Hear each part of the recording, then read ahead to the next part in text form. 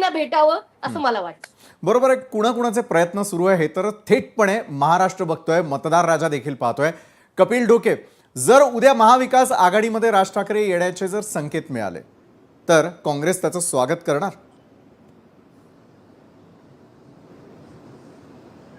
हे बघा, मी पुन्हा एकदा सांगतो की इंडिया आघाडी ज्यावेळी ज्या आघाड्या होतात त्या तत्कालीन किंवा त्या विचारधारेला त्या वेळेला धरून होत असतात. बरं. इंडिया आघाडी देशातल्या राजकारणासाठी आहे.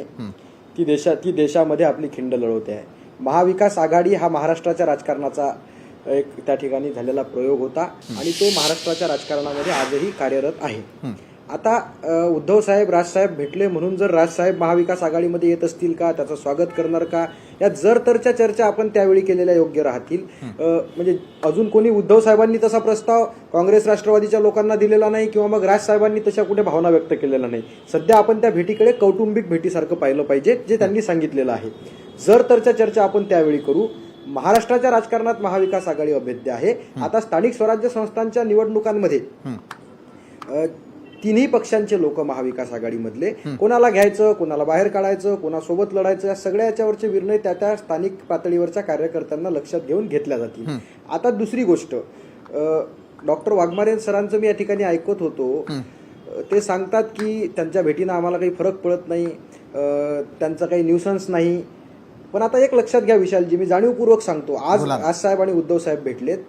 2 दिवसात आपण परत चर्चेला इथे भेटू. 2 दिवसात शिंदेच्या शिवसेनेची लोक राजसाहेबांना जाऊन भेटतील, त्यांना परत त्यांच्याकडे आणण्याचा प्रयत्न करतील.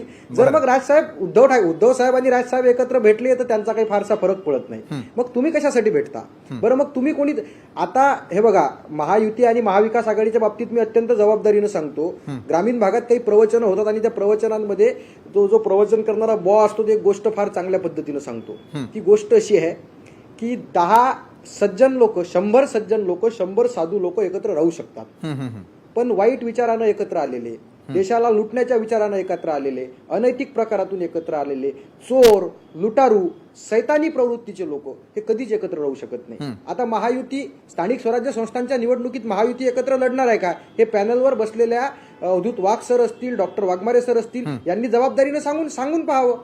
मग आता दुसरी गोष्ट, राजसाहेब आणि उद्धव साहेब भेटले तर त्यांची न्यूसन्स व्हॅल्यू नाही आणि ते आमच्यासोबत जर येत असतील तर 1+1 11 होतात. म्हणजे तुम्ही एक लक्षात घ्या, सक्सेनाजींनी त्या भेटीचं स्वागत केलं, मी काँग्रेस म्हणून त्या भेटीचं स्वागत केलं, अखिल चित्रेंनी त्या भेटीचं स्वागत केलं, थोडंफार अवधूत वाघ सरांनी सुद्धा स्वागत केलं. पण त्या भेटीचा तीडपापड झालेला कोणाचा दिसतोय तर डॉक्टर वाघमारेंचा दिसतोय. बरं, म्हणजे त्यांची कुठल्याही पद्धतीनं हे आहे की त्यांना ठाकरे सोबत पाहिजे. उद्धव ठाकरेंसोबत गद्दारी केलेली आहे, पण आता राज ठाकरे जर गेले तर आपलं काय होईल?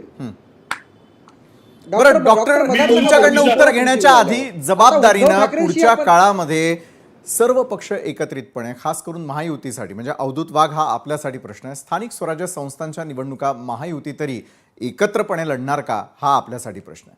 डॉक्टर, मी येतोय आपल्याकडे. अवधूतजी, मला असं वाटतं